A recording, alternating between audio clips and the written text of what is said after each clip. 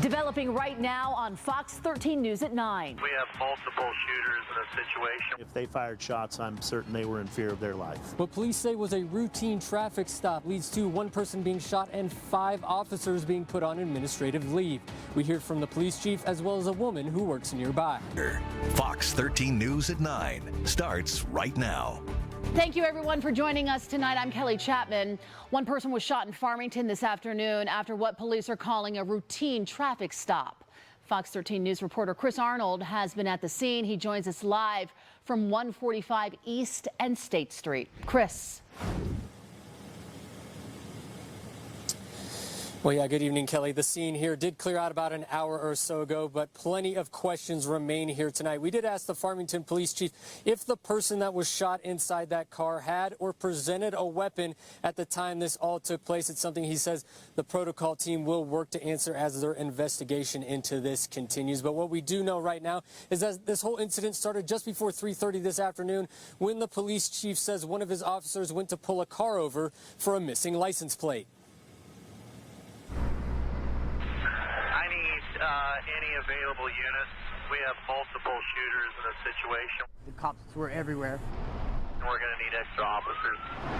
I could not come up the street to get to work because I only live a block and a half over here. A chaotic scene playing out right across the street from where Ruby Stevens works. My coworker told me what he saw, which was the officers walking up on the car, 3 on one side and 1 on the other, and they opened the door of the car, and then all of a sudden they all jumped back. Farmington Police Chief Johnsen says after one of his officers made a traffic stop in the parking lot of the post office, that officer asked for other assistance.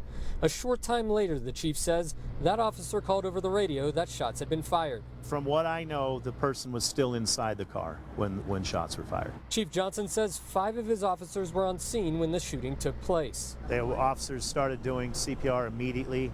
Our fire department is right there, literally 2 buildings away. They were on scene fast. The person inside of that sedan was transported to a local hospital. The police chief didn't provide their identity at this time. None of the 5 officers involved were injured.